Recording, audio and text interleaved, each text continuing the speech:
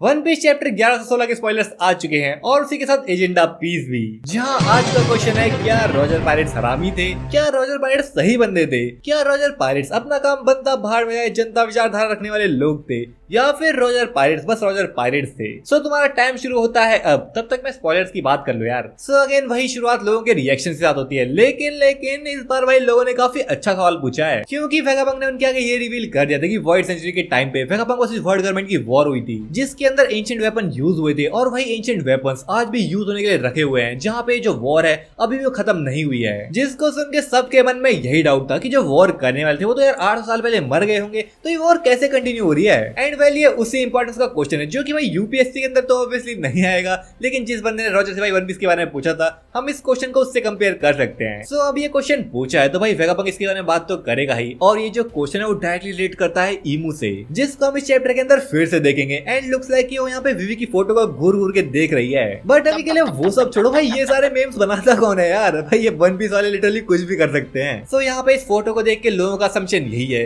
कि या तो ये फोटो नेफर्टारी डी लिली की हो सकती है, या फिर अगर ये विवी की है तो भाई जो विवी है वो लिली की तरह दिखती होगी, जिसकी वजह से ईमू उसमें इंटरेस्ट ले रहा है या फिर रही है। बट वेल अभी बात करते हैं ईमू के बारे में। तो यहाँ पे वेगापंक ये तो भाई बताएगा लोगों को कि 800 साल पहले वॉर स्टार्ट जो हुई थी वो अभी भी इसलिए चल रही है क्योंकि उसको स्टार्ट करने वालों में से एक जो की है ईमू, जो की वर्ल्ड गवर्नमेंट को कंट्रोल करती है या फिर करता है, जिसको लेके अभी वर्ल्ड गवर्नमेंट को जो कंट्रोल करने वाली बात है उसका थोड़ा साइड में रखते हैं। लेकिन लोगों के मन में ये डाउट तो आएगा ना कि आखिर एक बंदा या फिर बंदी 800 साल तक कैसे जिंदा रह सकता है। सो यहीं पे आता है इवानकोव का एक असम्पशन कि ईमू ने अपने ऊपर पक्का परपेचुअल यूथ सर्जरी करवाई होगी, क्योंकि उन 20 किंग्स और क्वीन में से एक जिसने वर्ल्ड गवर्नमेंट को फॉर्म किया था वो थी नेरोना ईमू, और जो लिली थी वो करीब इसी टाइम पे गायब हो गई थी। सो क्या ऐसा हो सकता है कि जो ईमू है लिली की बॉडी को पोजेस कर रही हो, एंड शायद इसी चीज की वजह से वो विवी की फोटो को बार बार घूर घूर के देख रही है, क्योंकि दोनों की शक्ल सेम होगी ना। और ये जो बॉडी को पोजेस करने वाली चीज है वो भाई ओपे ओबेनोमी की टेक्निक पर्सनैलिटी स्वैप के थ्रू हो सकती है। लाइक यहाँ पे ऐसा मान लो कि तुम्हारे पास ओपे ओबेनोमी की पावर्स है और तुम किसी बंदे के ऊपर भाई यूज सर्जरी कर रहे हो, लेकिन तुम्हारे मरने से पहले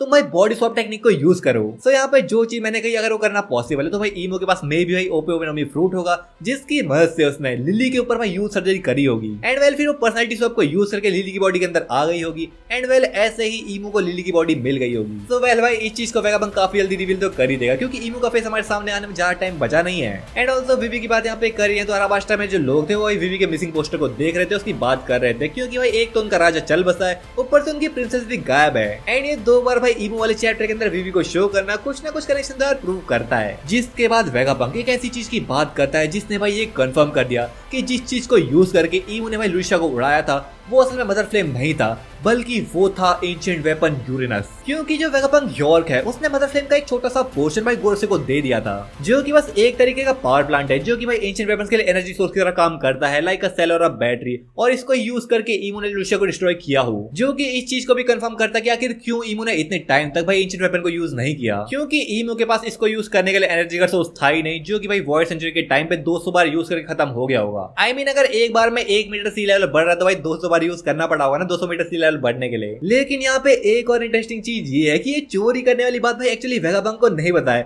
बल्कि शायद स्टसी इसके बारे में जानती है, जिसकी बात वो वेगापंक एडिसन से कर रही थी। अब वो साइफरपोल की एजेंट है तो मैं भी कहीं ना कहीं से उसने ये इन्फॉर्मेशन निकलवा ली हो। बट यहाँ पे स्टसी और वेगापंक एडिसन की बातें वायर टैप करके भाई वेगापंक यॉर्क भी सुन लेती है, जिसको सुन के वो खुद भी सरप्राइज थी। बट भाई सरप्राइज तो हम लोग होने वाले, क्योंकि वेगापंक यॉर्क ने ये पता लगा लिया है या कि जो स्ट्रीमिंग वाला ट्रांसफॉर्मर स्नेल है वो कहाँ पे है, जिसको भाई गोरसे को इन्फॉर्म भी कर देती है। जिसका मतलब समझ रहे हो तुम, ये भाई जो मैसेज वो फिर से क्लिफ हैंगर में जाकर रुक सकता है। पर्सनली भाई मैं तो ऐसा बिल्कुल भी नहीं चाहता हूँ, लेकिन वन पीस के लोगों के मन में डाउट्स होना और इस डाउट की वजह से भाई 2 फैक्शन में लोगों को डिवाइड हो जाना, ये भाई काफी इंटरेस्टिंग चीज होगी अगर ये मैसेज रुक जाता है तो। बट फिर भी at least I also want to know few things, like ancient kingdom का नाम क्या था, जॉय बॉय का असली नाम क्या था, ईमू का फेस कैसा है, कैसा ईमू वो लड़की है या फिर लड़का है, और थोड़ी पास्ट की वॉर की इन्फॉर्मेशन। बट वेल अभी आते हैं वापस से वेगापंक के मैसेज पे, जहाँ पे वो रॉजर पायरेट्स की बात करता कि कैसे वो पहले लोग थे जिन्होंने हिस्ट्री के बारे में जाना, बट फॉर सम रीजन उन लोगों ने चुप रहना ही सही समझा। जिसको सुन के हम खुद शैकी के बारे में रेली को देख सकते हैं, जो कि दारू पी के कह रहा था कि मैं तो बस एक आम सा बुड्ढा हूँ। और ये जो वेगापंक है उसको भी ये सब रिवील करके जवान लोगों का मजा खराब नहीं करना चाहिए। क्यों सही कह रहा हूँ ना मैं रॉजर। अब यहाँ पे रॉजर से उसका मतलब वो खाली बस पॉइंट आउट कर रहा है, रॉजर भाई जिंदा नहीं है। सो हम सब लोग जानते हैं कि लाफ्ट टेल में पहुंच गए और हिस्ट्री के बारे में जान के रॉजर ने क्या किया,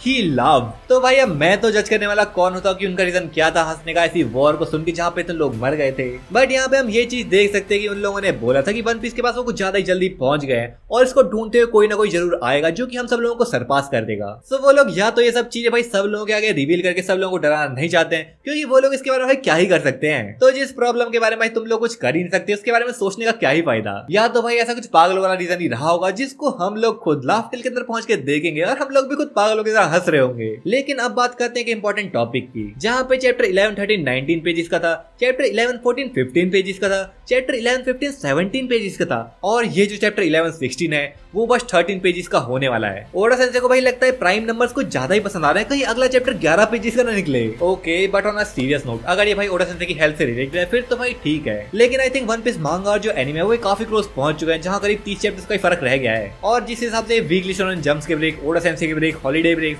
और फलाना ढिमका ब्रेक्स चलते रहते हैं, तो भाई ये जो एनिमे वो काफी जल्दी कैचअप कर लेगा मांगा से। हाँ, मैं ऐसा तो नहीं कह रहा कि एनिमे और मांगा साथ साथ में आ जाएंगे, पर काफी क्लोज पहुंच सकते हैं, जिससे भाई ऑब्वियसली मांगा रीडर्स को ज्यादा इफेक्ट पड़ेगा। सो आई थिंक टोई एनिमेशन इसको भाई फिक्स करने के चक्कर में कहीं फिलर्स को भाई इंट्रोड्यूस करना स्टार्ट ना कर दे, which is bad, very very bad. But अगर तुम्हें वन पीस का एक बैड फैन नहीं बनना है, सो भाई इस एंशिएंट किंगडम और जॉय वाली वीडियो को चेकआउट करो, तुम्हें काफी मजा आएगा।